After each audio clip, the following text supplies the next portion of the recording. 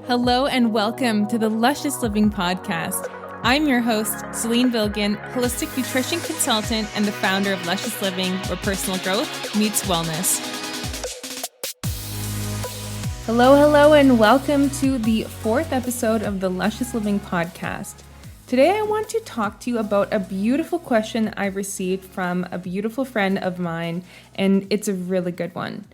The question is, how do I stay on top of my goals during the pandemic? And we all started thinking that 2020 was going to be the best year yet, okay? And we start off strong with a new decade, new goals, and of course, we all know how that turned out. It's totally interesting though, because I have seen through different conversations that in some way 2020 has been this earthquake in a way that we've all needed. It is the year of realignment, and when things realign, it might feel like an earthquake at first until the dust settles in. The dust has not settled in quite yet. It is September as of recording this. We don't know how the rest of the year and the rest of the next few years is going to pan out. That being said, looking into human history, although we struggle at times, we are incredibly adaptive, resourceful species, and I really think we are going to be okay. So, as for myself, I have seen that 2020 in some ways has been my most focused year.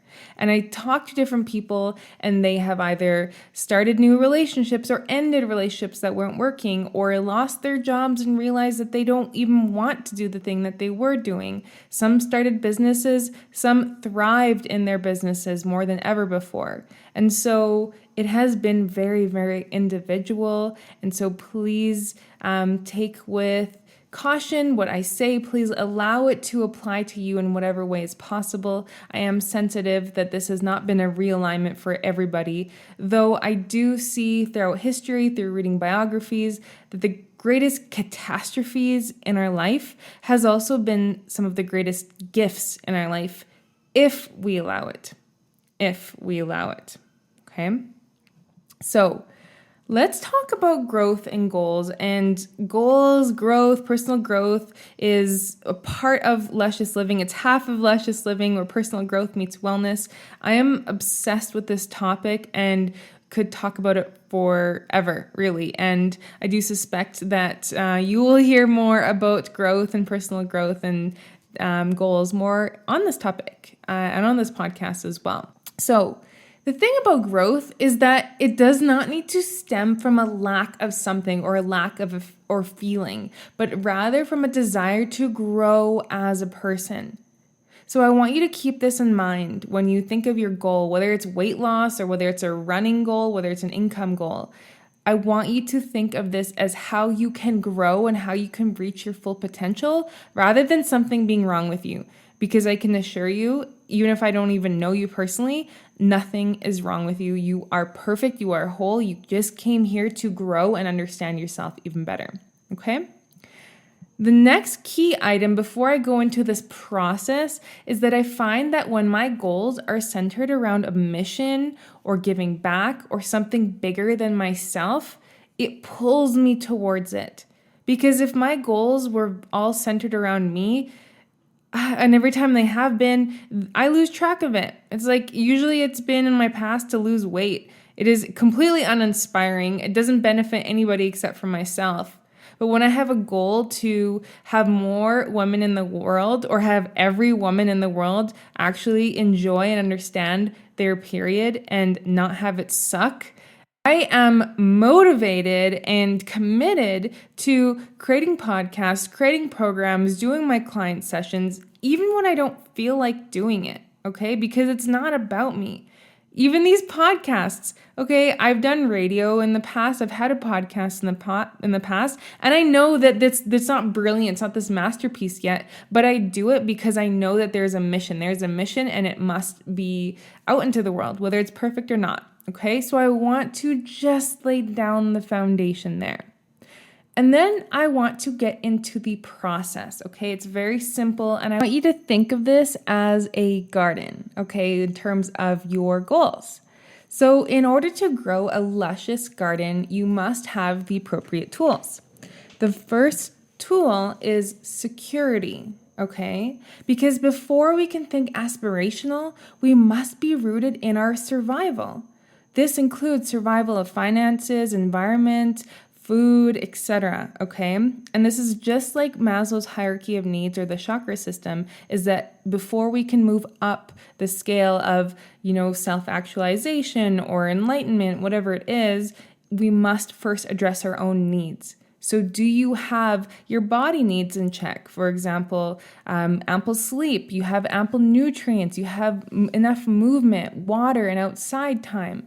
Going deeper into that, do you even have stable blood sugar, a clear mood, a clear mind, clear digestion?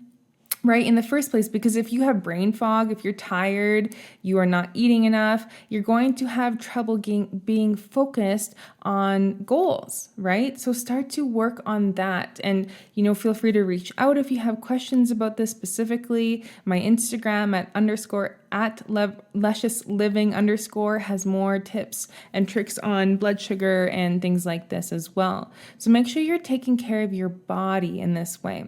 Okay. The other thing is, if you have, for example, a long-standing dental appointment, long-standing doctor's appointment, if you have a knee injury that you need to go to physio for example, start to look at where you can start to address this base layer of feeling good and security in your body. The next in your environment is making sure you have enough, things in your environment that make you feel secure as well. So, for example, I always have eggs at home. I always have potatoes and soup cubes and enough coconut milk, for example. These are little things that trigger to the subconscious mind that you have enough, okay? And so when we have enough, we give from that place, then we're able to overflow with the abundance of our goals and have the time and energy and focus towards them, okay? And then, do you have an environment at home conducive to your health and wellness as well, and your focus and your goals? Do you maybe have roommates that are playing band practice every night and you're not able to study or you're not able to focus? Do you have a very negative or dirty environment at home as well? If you have clutter, for example, it's going to impact your mind. If you have just simply someone in your life that you live with that is not very positive, and every time you talk about your goals and start to, do your research or do episodes, they're very negative about it. Okay, so that's also going to make a difference. And the biggest piece here I find is security financially. Because if you are really running on just trying to survive, just trying to get by, then it's harder to focus on your goals. So make sure if you have debt, for example, sit down and make a debt repayment plan. Automate your savings. Create different buckets for whether it's travel, fun, your TFSA, necessities, investments, peace of mind. This is literally what I do. I have all these different buckets and more actually, and I automate my goals already so I don't have to think about it. There's no emotions involved. There's not even logic involved. There's just an automatic program, and the next thing I know, I get compound interest and this money adds up as well, okay? And this, of course, also comes with living below our means. This is so important. I really live below my means everywhere, whether it's with my rent, for example, way below the 35%. I don't actually own a car, and this is obviously not accessible to a lot of people. I do share it with my boyfriend, but if you're doing a lot of big payments for your car, for example, you might just want to cash out on that and get something that's like an old beater. It doesn't matter what people think of you, especially when it comes to your goals. Like, is that going to pay the bills? Other people's opinion? No.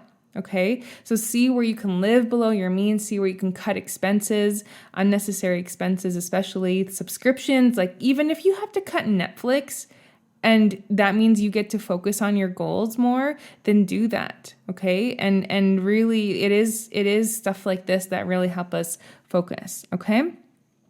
Next is we must pull out the weeds in our garden, okay?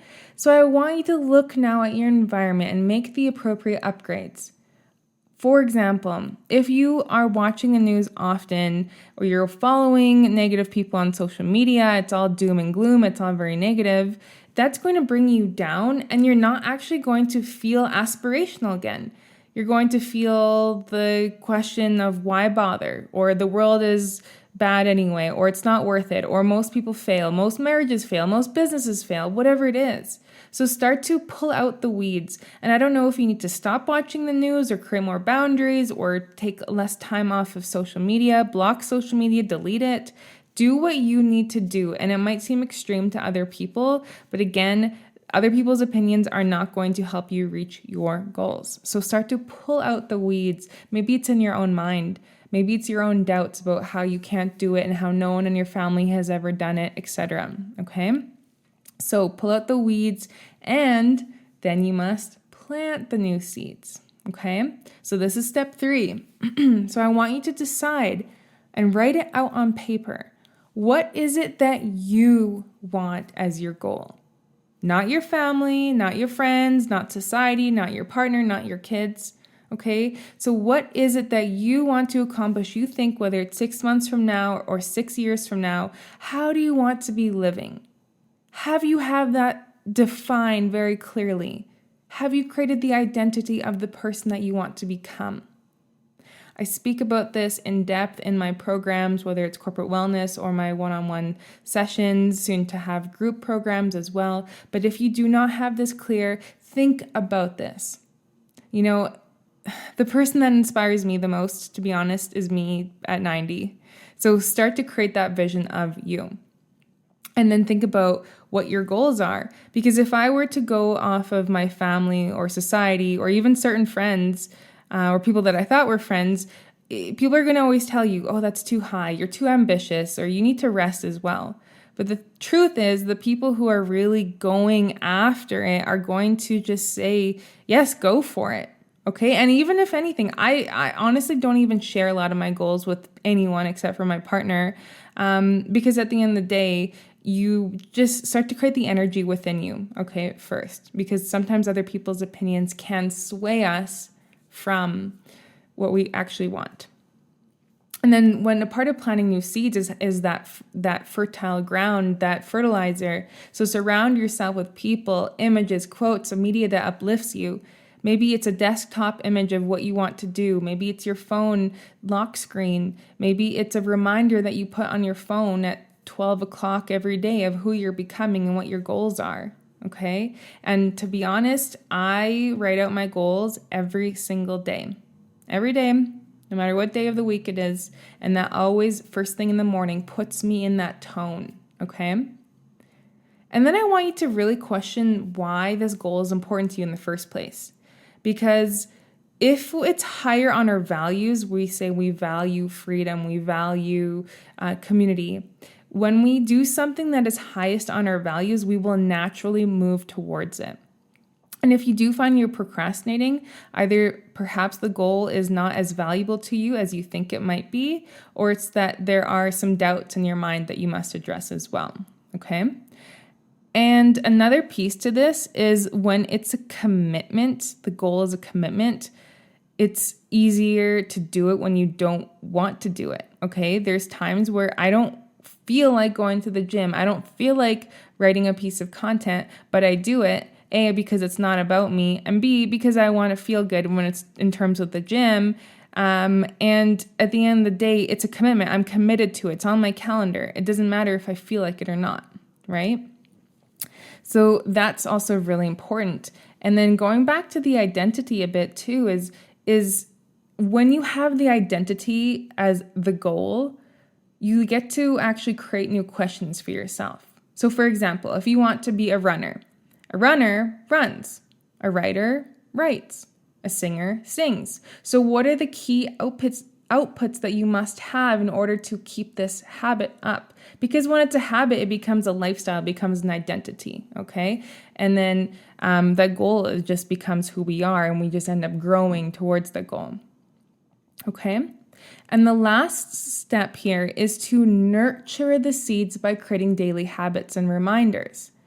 So as I mentioned, I personally write out my goals every single day, not December 31st or January 1st. Okay, that's total BS. I'm just going to say in my world, every day, you might do it every week or every month, but and honestly, I believe having weekly goals and daily goals and breaking it down. So if you have your bigger goal that maybe you do set in the beginning of the year, okay, you can break down those goals into smaller steps. I also find that when a goal is so big, we're not able to grasp it mentally. So make sure that you break it down into milestones and then action steps. This is so important. I'm actually publishing a book very soon, and I had to break it down into those little milestones and daily, weekly action steps to get to that point. And on that note, I recommend having a deadline. If you have a goal to run a certain amount of miles, for example, by when and what needs to happen. So reverse engineer it. By when do I need to reach this milestone? What do I need to do every day or 6 times a week or whatever it is, once a week to get to that milestone? Okay. And once you do that, then you can put it in your calendar. This is so important. Set a notification, do a reminder, whatever it is. I also like to have different affirmations or mantras towards my goals as well. And please do what works for you. And at first, you might be like, this is total BS when you say your affirmation, but it just becomes repeated over time. Or maybe it's not something that makes you feel like you don't believe it. Maybe it's just like, hey, I'm committed to my goals. I am the kind of person that does what I say I will do. And that alone will fire you off into action. Or you might even just do some self-talk. You're like, I don't feel like doing this thing right now, and I'm doing it because I'm committed. I'm doing that because that's the kind of person I am. Okay? And make sure this becomes a habit. So let's say you want to have a goal of becoming your ideal body weight. So maybe you will start to meal prep. You would then select a time of the week where you look at new recipes and you go grocery shopping, and then you create your meal plan as well, the times that you will eat them, and start to look at triggers as well. Like, when would you possibly fall off of your goal? Is it every time you get invited out for drinks that you stop maybe like creating a project or studying to do your master's or whatever it is, every time you get invited out? So what will you do every time that trigger comes up, okay? And this is something I'm personally working on, this last step, but it's to celebrate those wins and successes. So make sure you're measuring your goals and evaluate yourself, okay? Every day, every week. How did I do with my goals? What can improve? What were some of those triggers? What did I do really well? And then how can you celebrate that, okay? So let's recap and go over it really, really quickly again together. So the first step in staying on top of your goals is to have security first, okay? Before we can be aspirational and give back and grow, we must first have our survival needs met. The second step is to pull out the weeds, whether it's negative thoughts, doubts, people, environments. Make sure that you create boundaries, and then really, honestly, this is an ongoing process, just like weeding is. You must take those weeds out in order for the beautiful things to grow in the garden, okay?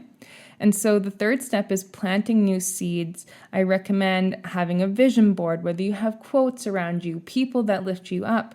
Make sure you start to nurture your goals, see them every day, feel them every day, okay? And really get connected to it. You must create the identity of who you wish to become and act as if, okay? And then by nurturing it, you create a schedule around it. You create deadlines. You do it because you're committed to it, okay? Create the self-talk that helps you win and celebrate your wins, okay? So I know I probably talked very fast. I get very excited about this topic. It's been a game changer for me. I really hope that you enjoyed this episode. Thank you so much for tuning in. I do have a link for you to sign up for my newsletter where I will be sending you weekly ideas, tips around wellness and personal development that I know you will love and enjoy, and you will be the first to know about the book launch as well. Okay, there's lots of exciting bonuses coming your way with it. So I look forward to hearing from you, and I will talk to you soon. Mwah. Thank you so much for tuning in. Please give the show a 5-star review if you feel like you learned something new today. All of the mentioned links will be in the show notes. And also, are we connected on Instagram? Find me over at _lusciousliving_ and come say hi. See you next episode.